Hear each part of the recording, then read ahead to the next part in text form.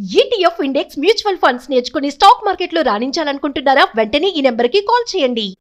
నమస్తే రమగారు. నమస్తే చే రమగారు, ప్రజెంట్ రకరకాల మానసిక సమస్యలండి. ఇది మానసిక సమస్య అంటే కాదు, కానీ అలాగే అనిపిస్తూ ఉంటుంది. వాటిని ఎలా హ్యాండిల్ చేయాలి, వాటిలో నుంచి ఎలా బయటపడాలి, ఎవరి సలహా తీసుకోవాలి, అన్ని ప్రశ్నలే. అవునా కదా? మీకు అసలు ఎన్ని వస్తాయో కదా కాల్స్, ఇది అది ఇట్లా చేయాలా అట్లా చేయాలా ఏం చేయాలి, దాన్ని పీక్గా వెళ్ళిపోతున్నారండి. రకరకాల ఇన్ఫర్మేషన్ మనకు వచ్చేయటంతో అట్లా ఆలోచిస్తున్నారేమో అనిపించేస్తుందండి. మీది వింటూ ఇంకోటి 10 మందిని వినేసి ఏది చేయాలో అర్థం కాని పరిస్థితి. అవును కదా. అక్కడి వరకు అయితే పర్వాలేదు, మానసికంగా ఇంకా అదే అదే అదే ఆలోచించేసుకొని ఎవరైతే వింటారో వాళ్ళు ఫ్యామిలీ మీద రుద్దేస్తూ ఉంటారు. అవును. ఏం చేయాలి రమ్మ గారు? ఏం చేయాలి జయ? స్వధర్మే నిధనం శ్రేయ, పరధర్మో భయావహ. అంతే. ఇప్పుడు కూడా గురుగారు చెప్పారు. గురుగారు అలా చెప్పారు, మీరు ఇలా చెప్తారేంటి? మరి గురుగారిని వింటావా నన్ను వింటావా? ఎవరో ఒకళ్ళని విను. గురుగారినైనా విను, నన్నైనా విను. నేను చెప్పిందే చెయ్యి, పోనీ లేదా గురుగారినే చెయ్యరట్లా. ఇప్పుడు ఇదేంటంటే జయ, మనం జనరల్గానే అసలు విపరీతమైన స్ట్రెస్కి గురయ్యే పరిస్థితుల్లో ఉన్నాం మనం. ఎవరితోటి సంబంధ బాంధవ్యాలు లేవు.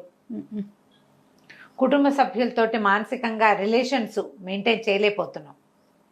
మనకి ఏం కావాలన్నా, ఏం తెలియాలన్నా, ఏం నేర్చుకోవాలన్నా, ఏం చూడాలన్నా అన్నిటికీ హౌ అని సోషల్ మీడియాకి వెళ్తున్నాం. ప్రతిదానికి నువ్వు skin related social media, hair social media, ఈ సమస్య ఏంది, భార్యాభర్త గొడవ పడ్డప్పుడు ఏం చేయాలి అనే దాన్ని కూడా సోషల్ మీడియాకి వెళ్తున్నారంటే నమ్ముతావా జయ నువ్వు? నిజంగా ఆ రోజుల్లో ఉన్నామా? ఆ రోజుల్లోనే ఉన్నామా ఏమిటి? కూరుకుపోయాం మనం. మనుషుల మధ్య ఉన్న సమస్యలు రమ్మ గారు. ఎప్పుడు భార్యాభర్తలకు గొడవ అయినప్పుడు ఏం చెయ్యాలి అనే దాని మీద సోషల్ మీడియాలో సెర్చ్ చేస్తున్నారంటే నువ్వు నమ్మలేవా? నమ్మలేకపోతున్నాను, కానీ మీరు చెప్తున్నారు. నేను వింటున్నాను. హౌ టు కిస్ నుంచి హౌ టు కిల్ వరకు బా సోషల్ మీడియానే. ప్రతివాడు వాడి అనుభవాలు పెడతాడు అందులో. ప్రతివాడు చాలా మంది పెడతారు. వీడు చదువుతారు, ఎన్ని రకాలు నేర్చుకుంటారు. అంతే కదా? అవునండి. ఈ కిల్లింగ్లో సైలెంట్ కిల్లింగ్ ఉంటుంది, వైలెంట్ కిల్లింగ్ ఉంటుంది. సైలెంటా వైలెంటా అనేది నువ్వు డిసైడ్ చేసుకుంటావు. దాంతో నీకు సమస్య, దీంతో నీకు. అవును. నువ్వేం చేయాలి అనేది నువ్వు ఆలోచించుకుంటే నీకు వీలు. కానీ వాడెవడో చేస్తే ఇవి పెద్ద పెద్ద విషయాల జయ. ప్రతి దానికి, ఇప్పుడు పండక్కి, ప్రతి పూజకి, ప్రతి వంటకి, ఇవన్నీ డ్రెస్సులు కుట్టుకోవటం, డిజైన్లు, అవి అన్నీ సోషల్ మీడియా. నువ్వు చూడు, నా మాట అబద్ధం కాదు చేయాలి. మరి దీన్ని ఎక్కడ వాడుతున్నాం రమ్మ గారు? వాడట్లే. ఇప్పుడు అదేగా వచ్చింది. నువ్వు ఎక్కడికి వెళ్ళు ప్రతి వాళ్ళు ఏదో ఒకటి చూస్తూ కనపడతారు. నువ్వు మెట్రో ఎక్కు ఇదే, బస్సు ఎక్కు ఇదే, ట్రైన్ ఎక్కు ఇదే, పెళ్ళికి వెళ్ళు ఇదే, ఎవరింటికైనా వెళ్ళు ఇదే. మొగుడు పిల్ల పక్కన కూర్చున్నారు, ఆయన చూసుకుంటూ ఉంటాడు, ఈవిడ చూసుకుంటూ ఉంటుంది. టీవీ ఇంకోటి మోగుతుంది. మా ఇంట్లో కూడా అంతే చేయ. మనం ఎక్కడెక్కడికో వెళ్ళిపోతాం, పక్కలతో మాట్లాడినా మానేసాం, అవేవో వింటాం. పోనీ విన్నావు, నేను చెప్తా ఒకటే మాట, విను. ఇప్పుడు మన ప్రపంచమే ఇది. కాకపోతే ఏమంటావు, ఒకవైపే చూడు, రెండో వైపు చూడొద్దు అనమాట. ఇది ఒక్కళ్ళని చూడకుండా మనకు ఒక ప్రశ్న వస్తే మనం 100 మందిని విని ఆ 100 మందికి వచ్చిన కామెంట్లు కూడా చదువుతున్నాం. అమ్మో, దాంతో మనం విపరీతమైన స్ట్రెస్కి గురైపోతున్నాము. మనకి జనరల్గానే ఎలాంటి స్ట్రెస్లు వస్తున్నాయి? సమయాభావము, వ్యక్తులు దొరక్కపోవటము, మాట్లాడేందుకు దిక్కు లేకపోవటము, సహాయం చేసేందుకు ఎవరు లేకపోవటము, టార్గెట్స్, పిల్లల పెంపకం ఒక టఫ్ టాస్క్, పిల్లల టార్గెట్లు, పిల్లల జీవితాల పట్ల భయాలు,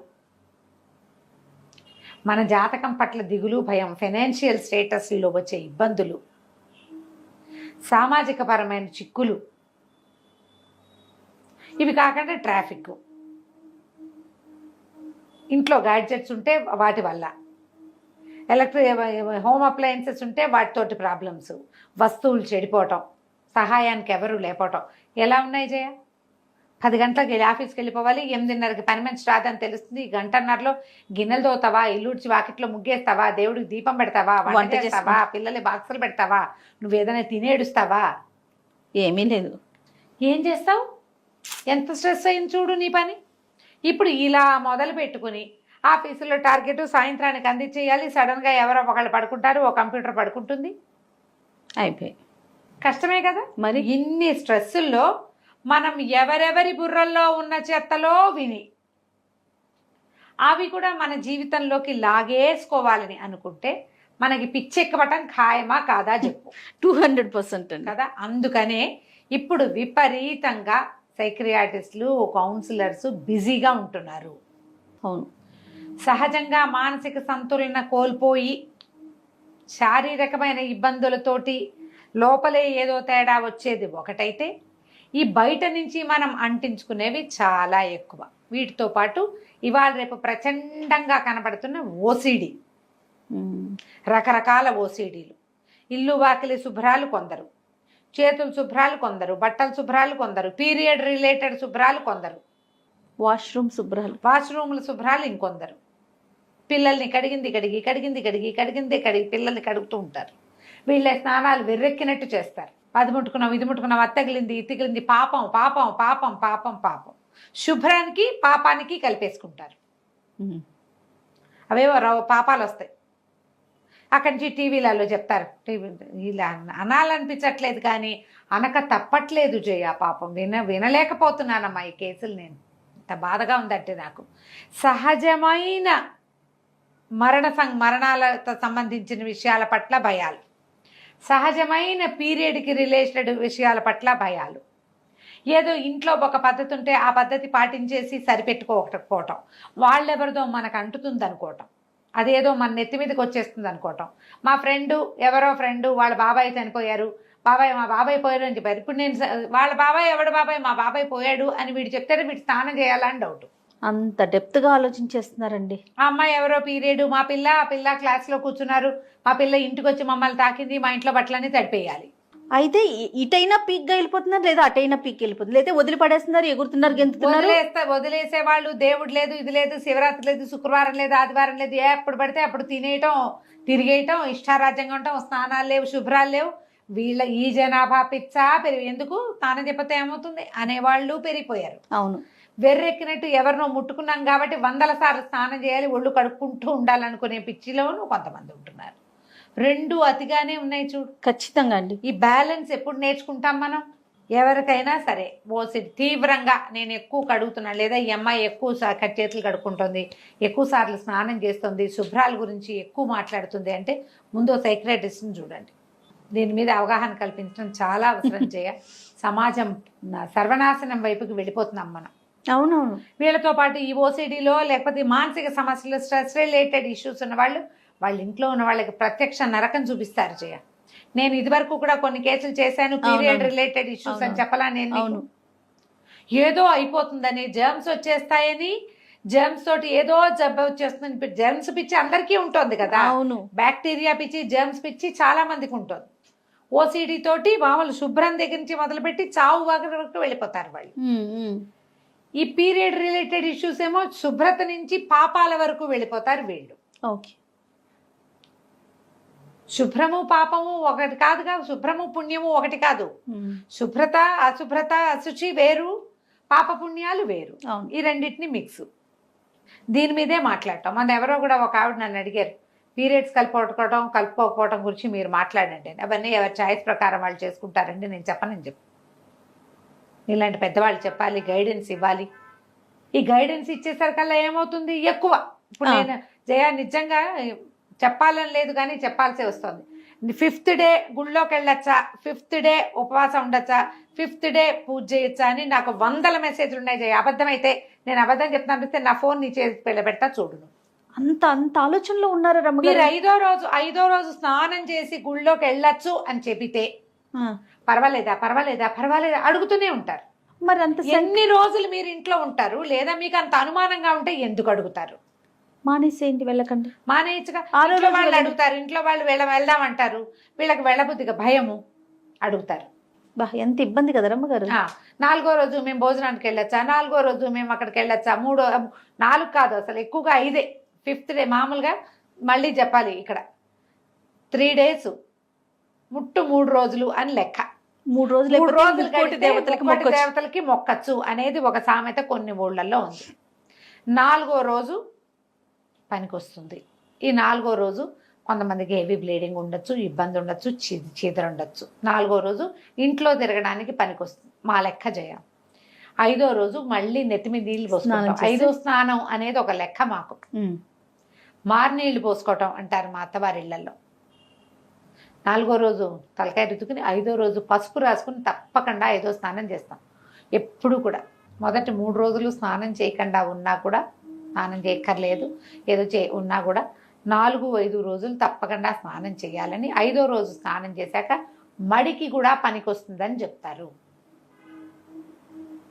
మీకు పనికి రాదన్న శంక ఉన్నప్పుడు మీరు అడగకూడదు అంటా నేను. శంకలు పెంచుకోకండి. అంటే మీతో అవును అనిపించుకోవద్దు కదా కదరమ్మగారు. లేదా అడిగినప్పుడు ఫాలో నేను చెప్పాను అనుకో, నేను ఫాలో అయిపోవాలి పర్వాలేదమ్మా, గుడ్డిగా. స్నానం చేసి వెళ్ళండి అని చెప్పాను. ఆహా మళ్ళీ మళ్ళీ మళ్ళీ మళ్ళీ మళ్ళీ మళ్ళీ మళ్ళీ మళ్ళీ ఉపవాసం ఉండొచ్చా, ఉపవాసం ఉండొచ్చా, ఉపవాసం ఉండొచ్చా, జాగారం చేయొచ్చా. ఏమిటి ఈ సంవత్సరం చేయకపోతే ఏం పోయింది, నీకు ఓపిక లేకపోతే ఊరుకో. అంతే కదా. మీరు కాంప్లికేటెడ్ చేసుకోవట్లా, ఎందుకు ఇంత అతిగా? పైగా అసలు ఏదైనా పండగ మిస్ అయిందంటే గింజుకుపోతారు జయ. పండగ పూజ కూడా ఒక రకమైన పిచ్చి కింద తయారవుతుంది. ఈ పిచ్చిలు పెంచుకోవద్దమ్మా, ఇవన్నీ సమస్యలుగా పరిణమిస్తాయి. జీవితాన్ని ఇలాంటి కాంప్లికేషన్స్ లోకి ముంచుకోకండి. టాబ్లెట్లు వేసేసుకునే వాళ్ళు కూడా ఉన్నారు ప్రతి రమ్మగారు. నెల వస్తుంది మీకు, ప్రతి సంవత్సరము ఈ పండగలు, ఈ పర్వదినాలు, ఈ పబ్బాలు. ఈ పర్వదినం తప్పితే ఇంకోటి వస్తుంది. దసరా తప్పితే దీపావళి రాదా, దీపావళి తప్పితే సంక్రాంతి మళ్ళీ రాదా? దసరా కూడా వస్తుంది కదండి మళ్ళీ కూడా సంవత్సరం వస్తుంది. తిరగగానే. వస్తుంది కదా. అవును, ఎందుకు కాంప్లికేటెడ్ చేసుకోవాలి? నిజమే రమ్మగారు, కరెక్ట్. ఈ కాంప్లికేషన్స్, ఈ దిగుళ్ళు, ఈ అక్కర్లేని మీకు ఉన్న స్ట్రెస్లు చాలక ఇవి కూడా పెట్టుకుని ఆలోచించుకుని మిమ్మల్ని మీరు హింసించుకుని మీరు బాధపడుతూ ఇంట్లో వాళ్ళని కూడా ఇబ్బంది పెడతారు. ఎందుకు వచ్చిందమ్మా? మగవాళ్ళ ఫీలింగ్స్ రకరకాల, వాళ్ళకుంటే స్ట్రెస్లు వాళ్ళకుంటాయి. మనం ఆడవాళ్ళ గురించే మాట్లాడుతున్నాం. అవును, ఆడవాళ్ళ వ్యవహారాలే, వాళ్ళ దారిని వాళ్ళు ఉండొచ్చు కదా. ఏదైనా మీకు స్ట్రెస్ ఎక్కువ ఫీల్ అవుతున్నాము అనిపించిన ఒక కౌన్సిలర్ దగ్గర కూర్చోండి. మీ సమస్యలన్నీ ముందు లిస్ట్ అవుట్ చేయండి. నేను చెప్తా చేయ, అట్లా లిస్ట్ రాసుకోండి. దేనికి నేను అతిగా ఆలోచిస్తున్నాను అని అనిపిస్తే దానికి టిక్కులు పెట్టండి. అవి 5 కంటే ఎక్కువ ఉంటాయి, మీకు కౌన్సిలర్ అవసరం. నేనే అతిగా ఉన్నాను, నాకు తెలుసు, ఇది తగ్గించుకుంటే సరిపోతుందని మీకు మీరు కౌన్సిల్ చేసుకుంటే సార్, కౌన్సిలింగ్ చేసేసుకోగలిగితే. చేసుకోకపోతే ఎవరి దగ్గరైనా కూర్చోండి, ఎవరితోటైనా మాట్లాడండి, ఫ్రెండ్స్తో డిస్కస్ చేయండి, సలహా తీసుకోండి. పిచ్చి కింద కొట్టి పారేస్తారు కొంతమంది. నువ్వు అలా కాకుండా నీతో డిస్కస్ చేసి నిన్ను సరిగ్గా జడ్జి చేసేయకుండా నీ సమస్యకి సమాధానం చెప్పగలిగే అక్కైనో అత్తైనో పెద్దమ్మ దగ్గరైనా కూర్చోండి. వాళ్ళైనా మీకు సమాధానం చెప్తారు. మీరు వాళ్ళు డిస్కస్ చేస్తే కొన్ని ప్రశ్నలకు సమాధానాలు వచ్చేస్తాయి ఆటోమేటిక్గా. వాటిని రెక్టిఫై చేసుకోండి. అనవసరమైన స్ట్రెస్లకి గురయ్యి అక్కర్లేని సమస్యల్లోకి, మానసిక సమస్యల్లోకి, తద్వారా ఏదో పెద్ద ప్రాబ్లమ్స్లోకి వెళ్ళకండి. దానివల్ల మీ జీవితంతో పాటు మీ సరౌండింగ్స్లో ఉండే వాళ్ళందరి జీవితాలు కూడా ఇబ్బందుల్లో పడతాయి. జాగ్రత్త పడండి. రైట్ అమ్మగారు. నమస్తే. నమస్తే.